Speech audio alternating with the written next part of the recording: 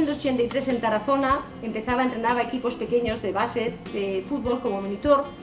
y se tiene que ir de Tarazona porque allí le pillan, y sin haber denuncia y sin haber nada, él cuando se ve en peligro porque ha sido pillado y puede ser denunciado, se va a Ágreda, que está a poco más de 80 kilómetros de Tarazona, y allí vuelve a crear su escuela. Llevaba la banda de música del pueblo y también era el entrenador y el monitor de fútbol y futbito para los niños. Allí le denuncian,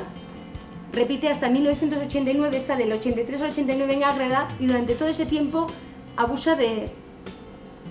muchísimos niños. Es denunciado, va a juicio, le condenan casi 70 o 79 años, le condenaron de prisión, pero él recurre,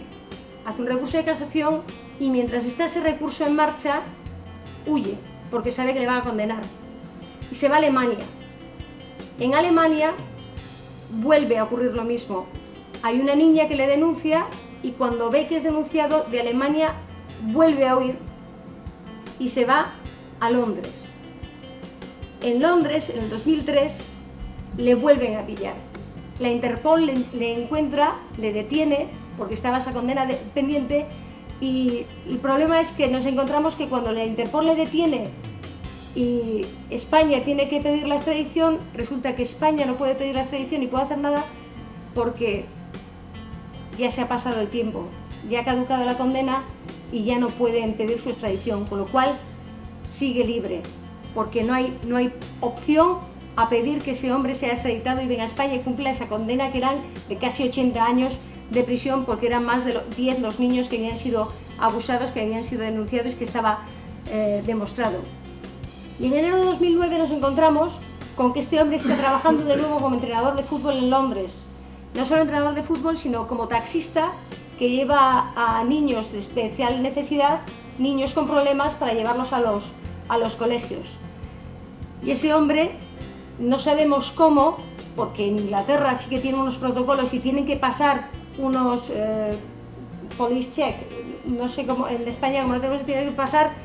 una ficha de estar limpio de antecedentes penales. Como nunca llegó a cumplir condena y nunca estuvo en la cárcel, no tenía esa ficha libre, limpia, con lo cual pudo trabajar como entrenador de nuevo de fútbol allí en Londres, trabajar de taxista para niños con necesidades especiales y volver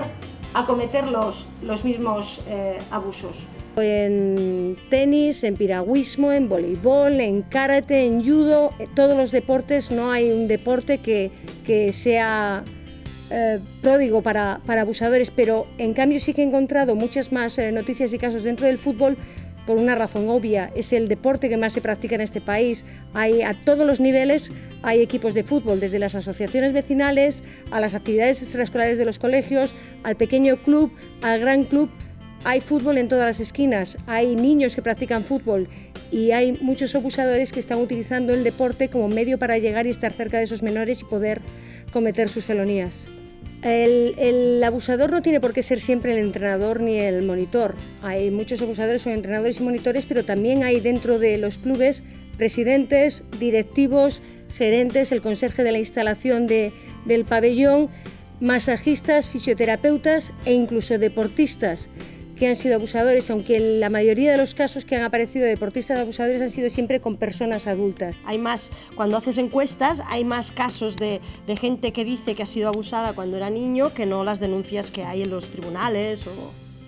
la cual cosa demuestra que no se denuncia, que se sufre, pero las denuncias son menos. Las federaciones que más recursos ponen para detectar indicios de abuso sexual y denunciarlos, ¡qué casualidad! Es donde hay más abuso sexual. ¿Qué significa? ¿Que son las federaciones que tienen más abuso? No, todas las federaciones, todos los deportes hay abuso sexual, pero aquellas que se preocupan y hacen más, por supuesto, en vez de tener un caso tienen 500. Si hubiera organizaciones públicas que empezaran a invertir recursos sobre este tema para poder hacer como la del Félix López de 1994, ¿no? Habría que hacer más estudios sobre este tema para ver cuáles son realmente los índices de abuso sexual sin tener que ir a los tribunales, porque recogen solamente la gente que denuncia. Claro, tenemos índices, gente que ha denunciado abusos sexuales, sí, eso podríamos tenerlo, pero gente que ha sufrido abusos sexuales en la infancia, los datos que tenemos son más difíciles de conseguir porque hay que hacer trabajo de campo. Yo creo que la sociedad no está ahora mismo consciente del problema del abuso sexual en el deporte porque no aparecen en las páginas deportivas ni aparecen en los periódicos deportivos los casos de abuso sexual que se han dado y que hay muchos, por desgracia, en nuestro país. Para encontrar noticias de abusos a menores dentro del deporte tenemos que irnos a las páginas de Sociedad, a las de Sucesos, a las de Local, a Nacional o incluso en tribunales porque ha salido un juicio o ha salido una condena a un abusador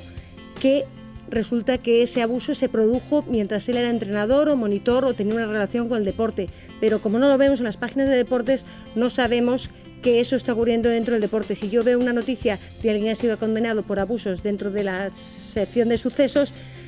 automáticamente desconecto y no lo asocio al deporte. Por lo tanto, yo creo que por eso la sociedad no se da cuenta de que ese problema es real, existe y está ocurriendo. ¿De qué manera se puede proteger a estos niños o legalmente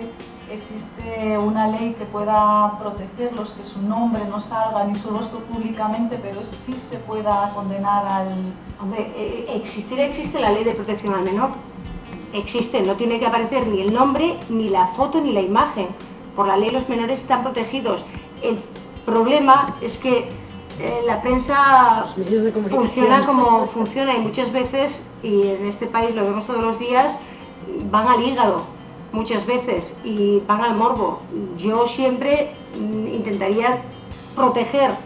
a la víctima, que es la que no tiene por qué salir jamás el nombre de quien ha denunciado, porque igual hay otras víctimas que quieren denunciar, pero por vergüenza no denuncian, porque todo el mundo está señalando con el dedo a esa niña o ese niño que ha denunciado. Creo que la idea principal es la normalización, bueno, que la sexualidad no sea un tabú en casa, que se puede hablar de la sexualidad tranquilamente, ¿no? Si hay masturbación,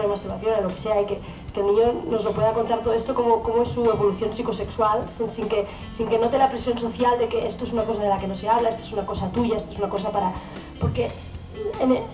Porque los pedófilos, en el mundo del deporte, lo que aprovechan mucho es para decir esto es un secreto, no se lo digas a nadie. Las víctimas se suelen sentir muy culpables y muy avergonzadas y piensan que les ha pasado porque es culpa suya. Si tienen una vida familiar mucho más transparente con este tema, de todo lo que pasa con sexualidad, el problema no es tanto prepararle por si te tocan o no, para evitar que le toquen la primera vez. Igual el problema es que cuando le toquen la primera o la segunda vez, la familia lo sepa. El tema del abuso sexual es abuso de poder, está claro. No es un tema genético ni de impulsos sexuales, sino que es un tema de abuso de poder totalmente, y en el deporte muchísimo más que quizás en otras esferas. Por eso hay abuso sexual en el deporte, y cuando la gente dice no, tiene que haber menos, hay igual o más, por el tema de la jerarquía. Tendría que cambiar, supongo que para empezar, la ley del deporte. Habría que hacer un cambio y hacer un protocolo de ver qué pasos hay que dar para que ciertas personas no puedan tener contacto con el mundo del deporte, porque como habéis visto en los casos que he presentado, hay muchos reincidentes. Y hay muchos, como no se sabe, llega Juanito con su título de entrenador nacional de fútbol y perfecto. No, yo es que he entrenado aquí, allí, no sé qué, pero jamás va a decir que no, es que de allí me fui porque me pillaron y de allí me fui también porque me pillaron también. Ni va a decir que acaba de salir de la cárcel o que ha cumplido tantos años de prisión, porque nadie se lo va a preguntar. En ningún club nadie le pregunta a nadie los antecedentes penales, le pregunta si está titulado, si es monitor, si es título de entrenador autonómico, nacional o superior o lo que corresponda para dar esa actividad.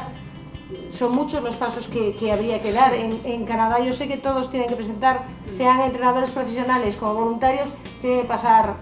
por la policía y entregar una hoja de antecedentes penales, que allí no quedan limpios. En este país, una vez que cumples condena, queda limpia tu hoja, con lo cual esos antecedentes penales tampoco valdrían. Y puede ser una persona, normalmente en el deporte lo que se está viendo es que son personas que se ganan a las familias, que se ganan la confianza de las familias, se ganan la confianza del club, la confianza del entorno, y entonces se supone que esto,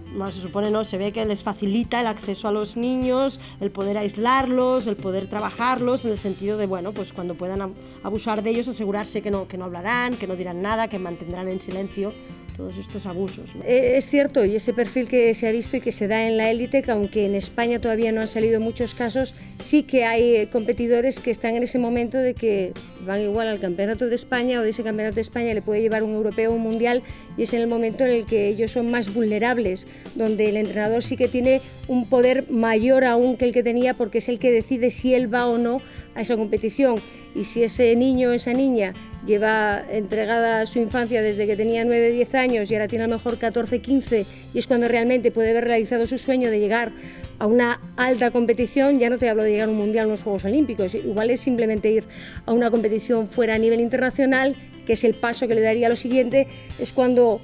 a lo mejor ellos pueden aprovechar para entrar y abusar, y ellos muchas veces o ellas lo asumen como parte, desgraciadamente, de su entrenamiento para poder llegar y estar ahí. Ha habido casos que han denunciado, como la gimnasta Olga Korbut, que años después dijo que eran esclavas sexuales todas las gimnastas que estaban en la escuela soviética de entrenamiento de gimnasia artística.